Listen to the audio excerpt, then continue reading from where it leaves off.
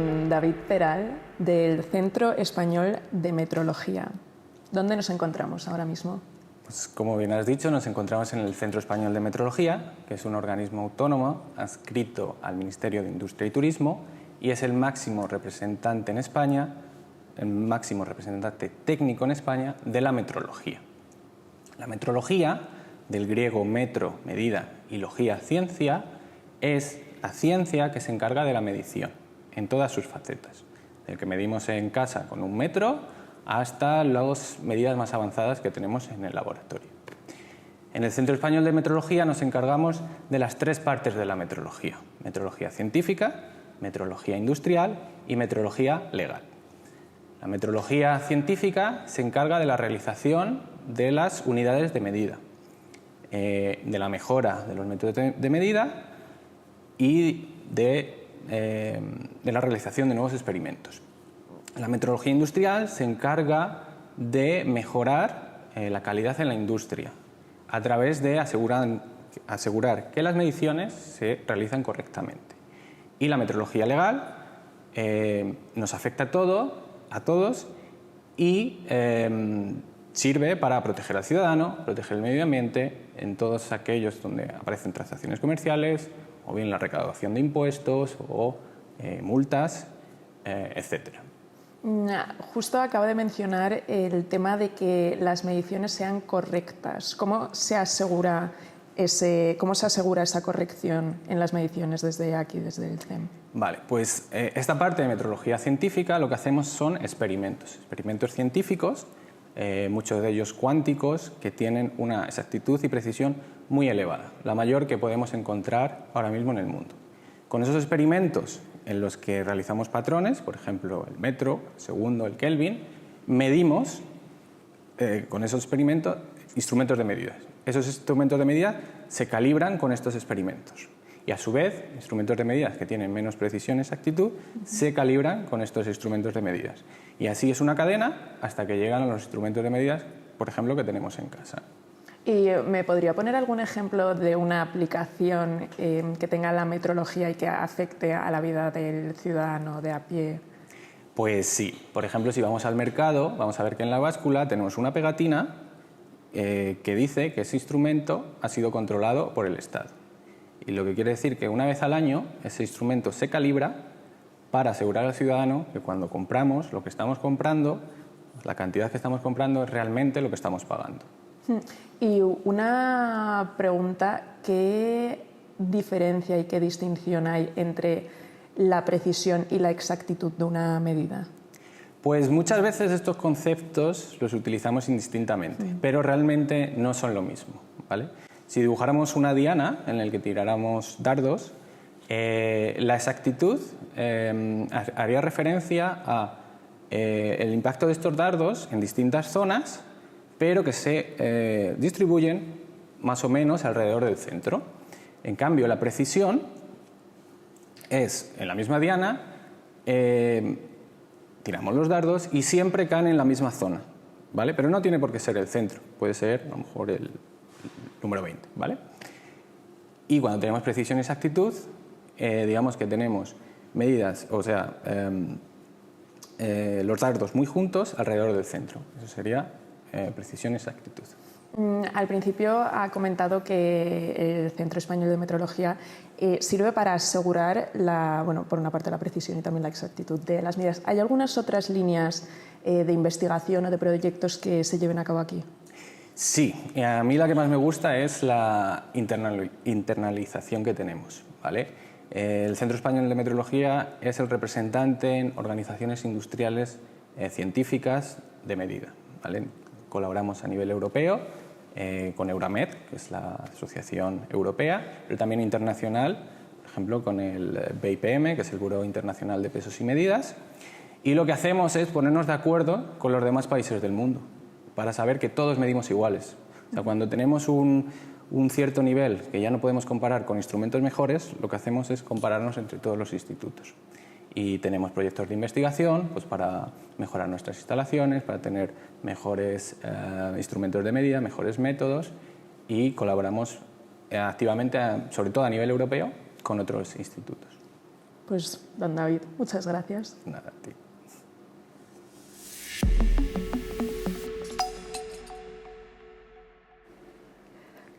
Don Daniel de Mercado, del Centro Español de Metrología. ¿Cuál es el papel, cuál es la función dentro del proyecto de Madrid Quantum del Centro Español de Metrología? Bien, nuestra función dentro del proyecto es la realización de un patrón de frecuencia óptica ultra exacto y ultra preciso que servirá para dar esta referencia a los nodos de la red de comunicaciones cuánticas y permitir, digamos, la sincronización temporal entre cada uno de ellos. Vamos, que es para medir el tiempo. Sí, en cierto sentido se podría decir del tiempo. Que sí. Cuando se habla de tiempo, ¿a qué nos referimos exactamente? Pues realmente hablar de tiempo es algo complicado. Todos sabemos que solo va en una dirección y que no se puede volver hacia atrás, pero realmente se nos escapa entenderlo de alguna forma más, digamos, más profunda. Dentro de la física entendemos el tiempo como el movimiento de un sistema físico, es decir, no podemos entender la existencia del tiempo sin observar movimiento en un sistema físico. Esto es esencial para la realización de relojes, por ejemplo. Siempre tenemos como elemento principal de un reloj un oscilador, que no es más que un sistema físico que sigue un movimiento periódico en el tiempo con una frecuencia, digamos, que es el ritmo al que se repite este movimiento periódico muy estable. Cuanto más estable, mejor reloj podemos construir.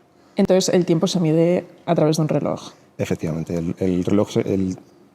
efectivamente, el tiempo se mide a través de un reloj que está compuesto por este oscilador que te comentaba antes y también disponemos de otro componente que es un contador de ciclos, digamos, que lo que hace es contar cuántas veces ha oscilado este sistema físico. Contando el número de veces que ha oscilado el sistema físico y conociendo el tiempo que hay entre cada oscilación, podemos medir el tiempo que ha transcurrido. Y ¿qué tiene que ver dentro de la medición del tiempo, qué papel tiene el tema de la frecuencia? La frecuencia es la magnitud inversa del tiempo, es decir, están relacionadas. Una vez que tenemos un reloj, si tenemos otro sistema físico con un movimiento periódico que queremos caracterizar, lo que hacemos es medir cuántas veces oscila en un determinado intervalo de tiempo. La frecuencia nos da, digamos, una medida de cómo de rápido está oscilando este sistema, cómo de lento está haciendo. ¿Y siempre se ha utilizado el mismo sistema para medir el tiempo y la frecuencia o ha ido variando? No, a lo largo de la historia los sistemas para medir el tiempo y la frecuencia han ido variando mucho.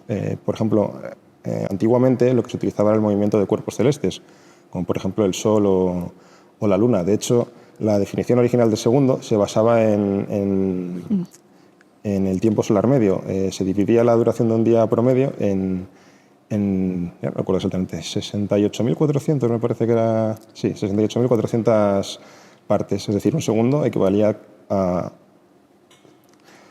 En un día había 68.400 segundos, en un día promedio solar. Posteriormente, los requerimientos en avances tecnológicos, por ejemplo, la navegación en los mares, requería que se desarrollaran relojes cada vez más precisos.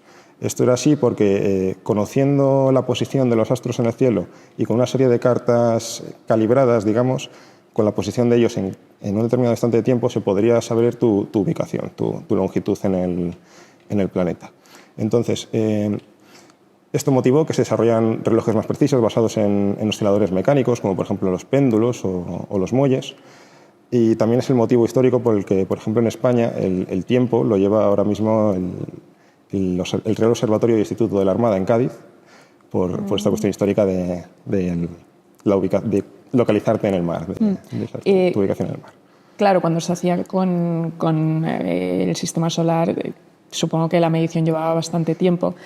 Ahora mismo, ¿con qué se mide, se define un segundo? Digamos, un segundo ahora mismo se define utilizando una transición atómica en el cesio. La definición exacta en el Sistema Internacional de Unidades es que el segundo se define como fijando el valor de la radiación entre la transición entre los dos niveles de la estructura hiperfina del estado fundamental del átomo de cesio 133. En concreto, el valor en el que se fija esta frecuencia es de 9.192.631.770 Hz.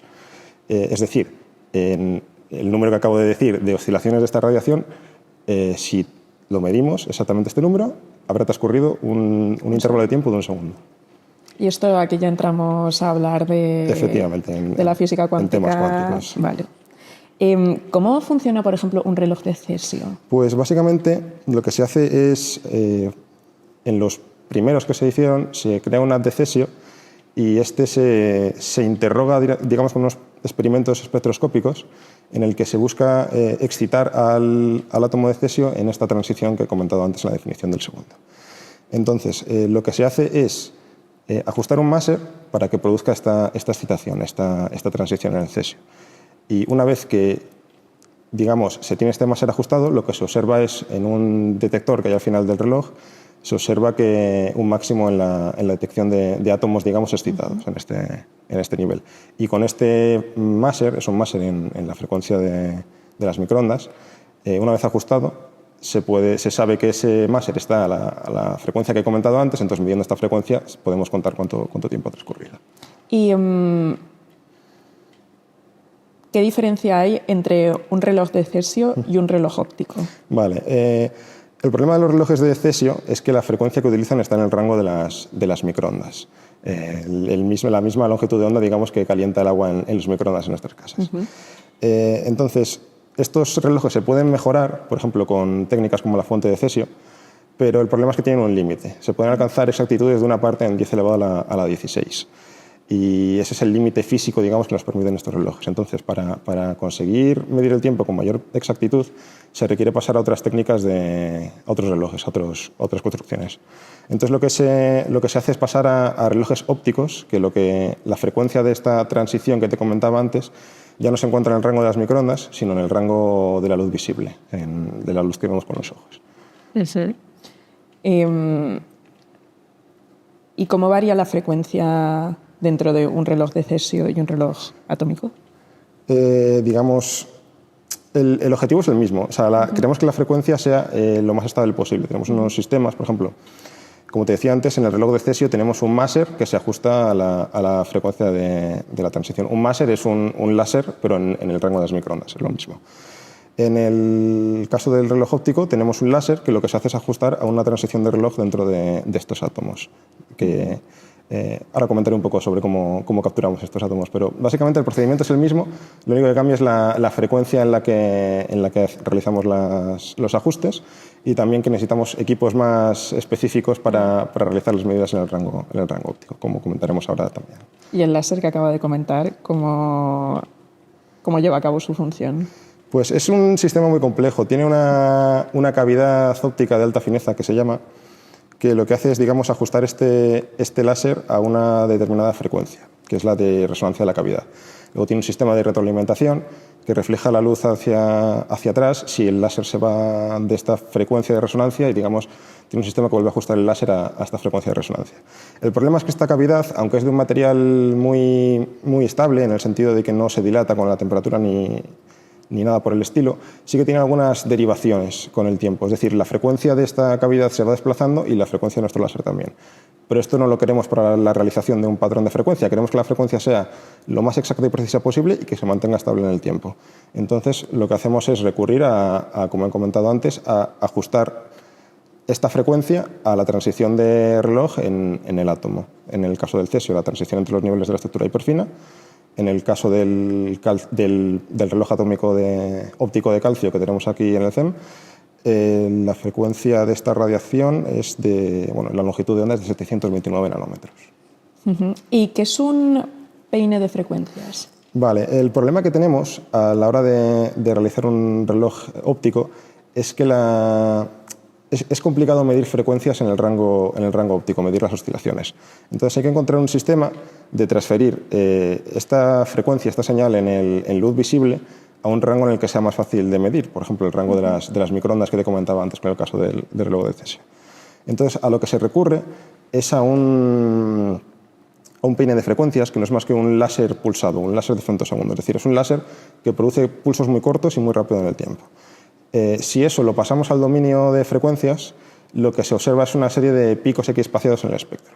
Pues lo que se hace es ajustar nuestro láser ultraestable ya ajustado a la transición de reloj a uno de estos picos del peine, y esto te ajusta, digamos, la separación entre todos los picos en todo el espectro de frecuencias. Entonces esto te permite transferir la señal con la exactitud y precisión en el rango óptico hasta el rango de microondas, donde es mucho más fácil de medir esta señal. Y ha mencionado que aquí en el CEM el que se trabaja es un reloj de calcio. Sí. ¿Cómo funciona? Bien, lo que tenemos es partimos de una oblea de calcio natural.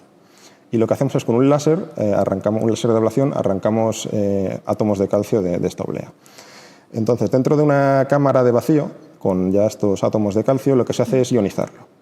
El problema que tenemos es que el calcio tiene muchos isótopos naturales, tiene 5 isótopos estables naturales que no nos interesan, solo nos interesa el isótopo 40 del calcio. Entonces tenemos que hacer lo que se llama una fotoionización isotópicamente selectiva para quedarnos solo con el calcio 40. Si no, el otro método sería enriquecer isotópicamente la oblea de calcio y eso sería mucho más caro para la realización del reloj. Entonces, una vez que tenemos estos átomos de calcio ionizados por este proceso de fotoionización con 2 láseres, lo que se hace es atraparlos en el centro de una trampa de iones. Esta trampa de iones no es más que una estructura formada por 6 electrodos que generan un campo electromagnético oscilante en el tiempo capaz de atrapar los iones, las partículas cargadas, los átomos a los que les falta un electrón, en el centro de este constructo. Aquí luego se realizan una serie de procedimientos láseres para enfriarlos, enfriamiento Doppler, el mismo proceso por el que escuchamos con distinta frecuencia una ambulancia cuando viene hacia nosotros o se aleja. Eso se puede emplear para, digamos, enfriar los átomos, hacer que los átomos solo absorban luz cuando se mueven hacia la dirección del láser y eso les quita energía térmica, energía cinética. Esto los va bajando de nivel, luego hay otro de nivel energético. Hay otros procedimientos de enfriamiento, enfriamiento por gradiente de polarización, enfriamiento por banda lateral, etcétera. Al final lo que llegamos es a unos átomos atrapados en el centro de la trampa que están prácticamente en el cero absoluto de temperatura. No se mueven prácticamente nada. Y aquí ya lo que hacemos es realizar una serie de experimentos espectroscópicos buscando la fluorescencia, es decir, que estos átomos emitan luz. Y el procedimiento es un poco complicado. Hacemos experimentos de espectroscopía Rabi y espectroscopía Ramsey. Y al final lo que se busca es que no observemos fluorescencia cuando la frecuencia de la transición, cuando el láser está ajustado a la frecuencia de la transición. ¿Y por qué no se quiere observar? Porque es así el experimento. Vale. La estructura de niveles es muy compleja y es complicado explicarla aquí en el podcast, pero realmente se tienen 2 transiciones. La transición que se usa para el enfriamiento Doppler y la transición de reloj. Los átomos, una vez que están preparados, están en el estado fundamental. Lo que se hace es iluminarlos con luz que los excite al estado de reloj, por así decirlo, y luego se comprueba con el otro láser si se han excitado o no. Es decir, se comprueba si siguen en el estado fundamental. Si se han excitado, es decir, si el láser está ajustado correctamente a la frecuencia de la transición, ya no estarán los electrones en el estado fundamental y entonces no se excitarán al otro estado y no habrá fluorescencia. Si, sin embargo, no está ajustado, o sea, está ajustado correcto, al revés, si no está ajustado correctamente, se quedarán en el estado fundamental y observaremos fluorescencia cuando se ilumine con el otro láser. ¿Y esto dónde entra dentro del proyecto de Madrid Quantum? Bien, pues una vez que tengamos este reloj funcionando, tan complejo como te he comentado antes, lo que haremos será distribuir esta referencia de frecuencia a la red de comunicaciones cuánticas, a los lados de la red de comunicaciones cuánticas. Es decir, mandaremos una señal a la Universidad Politécnica de Madrid, una señal en el rango óptico, por ejemplo, que ajustemos con otro láser al peine de frecuencias, o una señal en el rango de los microondas también ajustado con el peine de frecuencias. Y lo que ellos harán allí en la Politécnica es tomar esta referencia para con otros dispositivos, otros equipos de distribución de tiempo. Me parece que el sistema que ellos utilizan se llama White Rabbit. Lo que harán será dar una señal de tiempo para cada uno de los nodos de la red cuántica, es decir, para que estén sincronizados y todos funcionen con el mismo tiempo y, digamos, ejecuten las operaciones que tengan que ejecutar como nodos de la red al mismo instante de tiempo. Pues esto ya alguien te lo contará mejor que sepa de redes de comunicaciones. Vamos, que la efectividad del tiempo del segundo es muy importante. Pues muchísimas gracias, don Daniel. A ti, muchas gracias.